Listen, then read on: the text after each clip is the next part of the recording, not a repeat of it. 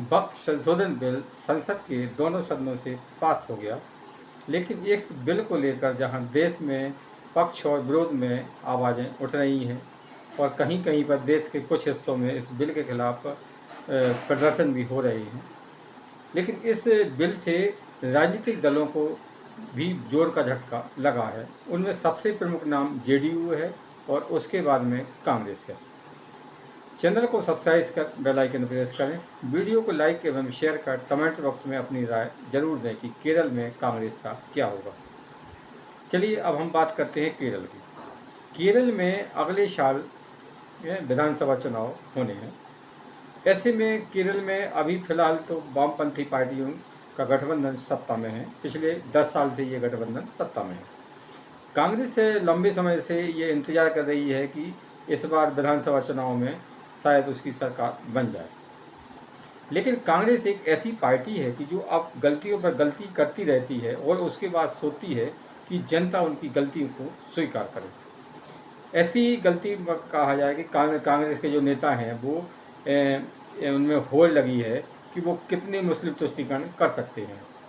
वक्फ संशोधन बिल पर कांग्रेस ने जहां इस बिल का विरोध किया है ना, और उसके विरोध का ही नतीजा है कि केरल में जो कि कांग्रेस का परंपरागत वोट बैंक माना जाता था ईसाई, वो अब कांग्रेस से दूर जाने लगा है और ईसाई समाज के ये बड़े बड़े नेता हैं वो अब भाजपा ज्वाइन कर रहे हैं। कांग्रेस ये सोचती थी कि वो मुस्लिम, ईसाई और हिंदुओं को मिलाकर इस बार 10 साल के बाद में केरल में अपनी सरकार बना लेगी, लेकिन वक्फ संशोधन बिल पर जहां जो कांग्रेस का सहयोगी पर संगठन है केरल में मुस्लिम लीग, वो तो खुश है और इस विरोध का खुलकर विरोध कर रहा है।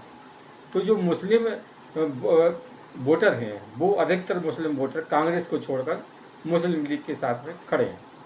अब मुस्लिम लीग और कांग्रेस का गठबंधन है तो इससे कांग्रेस को फ़ायदा होगा, लेकिन कांग्रेस का केरल में मेन वोटर ईसाई माना जाता था और ईसाइयों की जो वोट है केरल में करीबन 20% से अधिक है और ये अधिकता ही एक मुस्त वोट इसमें कांग्रेस को मिलते रहे हैं।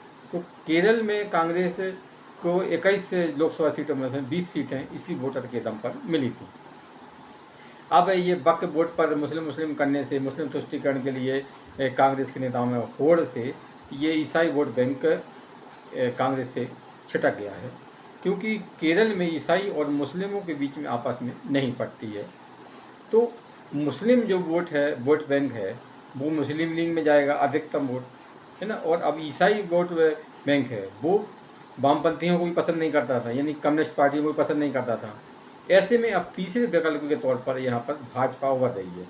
तो जो ईसाइयों के बड़े नेता हैं वो अब भाजपा में ज्वाइन कर रहे हैं। ऐसे में अब केरल में लंबे समय से भाजपा इसी चक्कर में थी, इसी इंतजार में थी कि किसी तरह से ईसाई वोट बैंक को रिझाया जाए, और अब भाजपा कांग्रेस की गलती के कारण ईसाई वोट बैंक का भाजपा की ओर जाता दिख रहा है।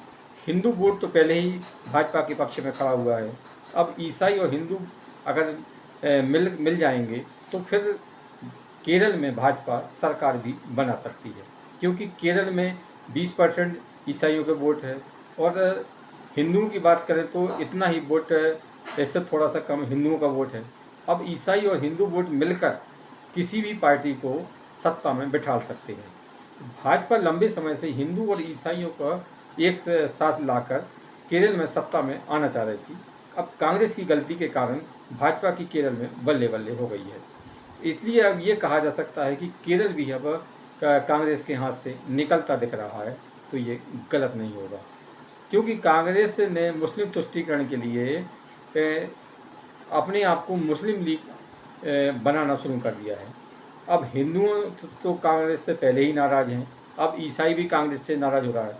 तो क्या कांग्रेस को ये लगता है कि पूरे देश में, केरल में हो या आपका यूपी में हो, बिहार में हो, तेलंगाना में हो, कर्नाटक में हो, सिर्फ मुस्लिम वोटों के बल पर ही वो किसी भी राज्य में या देश में सरकार बना सकती है? तो कांग्रेस का ये भ्रम ही है कि वो मुस्लिम वोट बैंक की दम पर केंद्र में और राज्यों में सरकार बना सकती है।